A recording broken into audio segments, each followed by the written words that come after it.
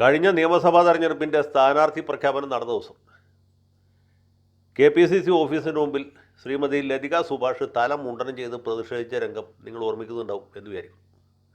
ഈ ഹിന്ദു മിത്തോളജി അനുസരിച്ച് സ്ത്രീകൾ തല മുണ്ടനം ചെയ്യുന്നത് അവരുടെ ഭർത്താവ് മരിക്കുമ്പോൾ ആണ്. പണ്ട് കാലത്ത് ഈ തല മുടി മുറിക്കുക അല്ലെങ്കിൽ മുടിക്കെട്ട അഴിച്ചിടുക എന്നൊക്കെ പറഞ്ഞത് പ്രതിഷേധത്തിൻ്റെ ഒരു കടന്ന രൂപമാണ്.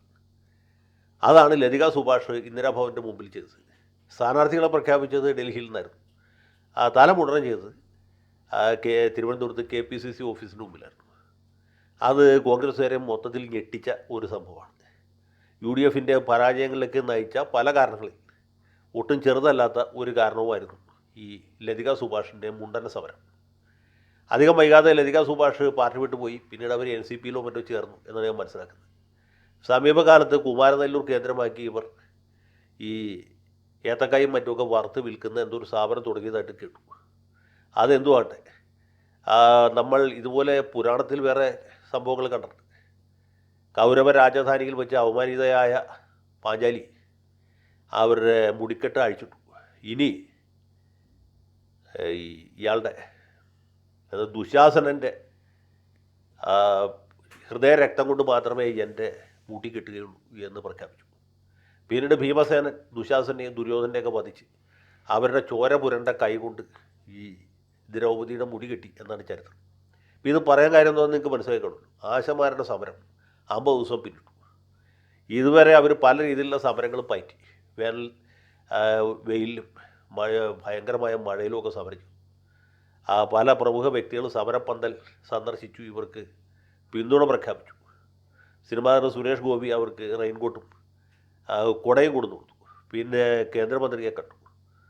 നമ്മുടെ മഹതിയായ വീണ ജോർജ് ഇവരുടെ കാര്യം പറയാനെന്ന വ്യാജേന ഡൽഹി വരെ പോയി. അവിടെ ചെന്ന് ക്യൂബൻ സംഘത്തിന് ഐക്യദാർഢ്യം പ്രഖ്യാപിച്ച് മാനത്തെറിഞ്ഞ വടി പോലെ തിരിച്ചു വന്നു. JP നഡ്ഡയെ കാണാൻ സമയം ചോദിച്ചു, പക്ഷേ സമയം കിട്ടിയില്ല. അങ്ങനെ പല വിധത്തിലുള്ള കോമാളിത്തരങ്ങൾ ഇവിടെ അരങ്ങേറി. അതിനിടയ്ക്ക് നമ്മുടെ കളമര മേരിയും ഇവരെ ആക്ഷേപിച്ച് സംസാരിച്ചു.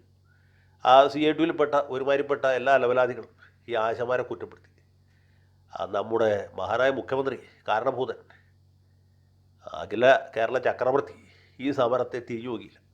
നിർമ്മല സീതാരാമനെ കാണാൻ പോയപ്പോൾ KV തോമസ് മാഷ് മുഖ്യമന്ത്രി ഓർമ്മിപ്പിച്ചു, CMA നമ്മുടെ ആശമാരുടെ കാര്യം എന്ന് പറഞ്ഞ് പൂർത്തീകരിക്കാൻ സമ്മതിച്ചില്ല. അതിന് മുമ്പ് രൂക്ഷമായ ഒരു നോട്ടമായിരുന്നു മറുപടി.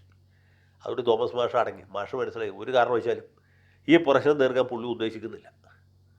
അദ്ദേഹത്തിന് എന്തോ സ്ഥായിയായ വിരോധമോ വൈരാഗ്യമോ ഉണ്ട് ഈ ആശാ വർക്കർമാർ എന്ന് പറഞ്ഞ സമൂഹത്തിൻ്റെ ഏറ്റവും കീഴ് ശ്രേണിയിൽപ്പെട്ട ആളുകളുണ്ട്.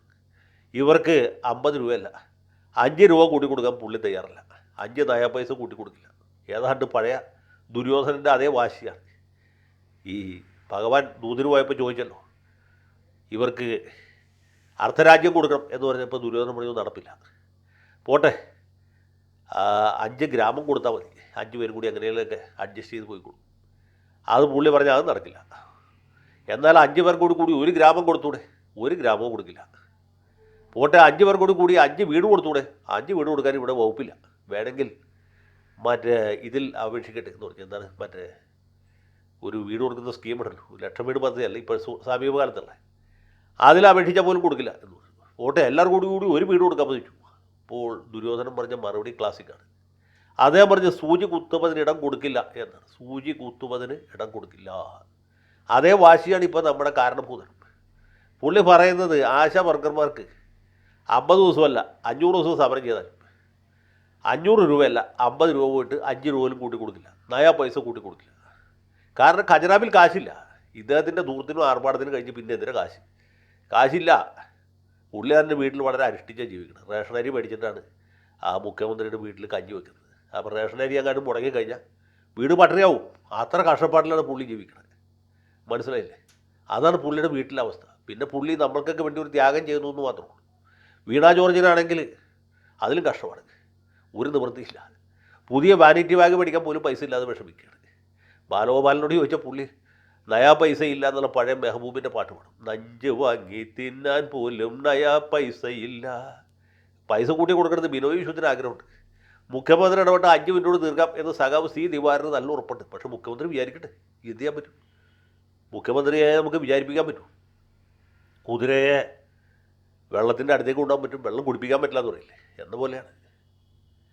അപ്പോൾ ഇദ്ദേഹത്തെ കൊണ്ട് ഒരു കാരണവശാലും ചെയ്യുകയില്ല. എത്ര ദിവസം വേണമെങ്കിൽ സമരം ചെയ്യാം. ഏതായാലും UDF അധികാരത്തിൽ വന്ന് രമേശ് ചെന്നിത്തല അല്ലെങ്കിൽ VD സതീശൻ മുഖ്യമന്ത്രി ആവണവരെ സമരം ചെയ്തുകൊള്ളാനാണ് ഇപ്പോൾ ഈ കാരണഭൂതം പറയുന്നത്.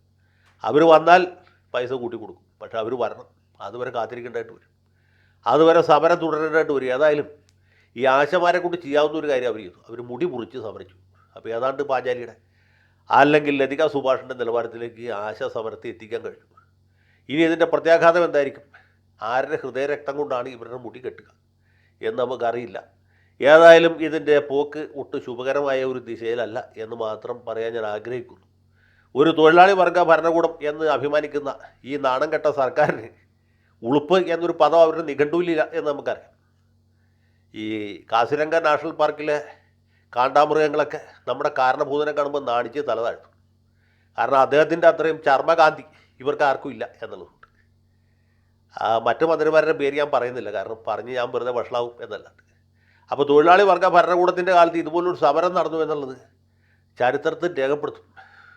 ചരിത്രം നിങ്ങളെ നോക്കി കൊഞ്ഞനം കാണിക്കും എന്ന് മാത്രം പറയാൻ ഈ സന്ദർഭം വിനിയോഗിക്കുകയാണ്. ലാൽ സലാം. സഖാക്കളെ, ഇനി വരുന്ന ഒരു കൊല്ലം കൂടി ഇതുപോലെ തന്നെ ഭരിക്കണം, എന്നാലേ നമുക്ക് രക്ഷയുള്ളൂ കേട്ടോ. കാര്യങ്ങൾ നന്നായിട്ട് നടക്കട്ടെ. ലാൽ സലാം.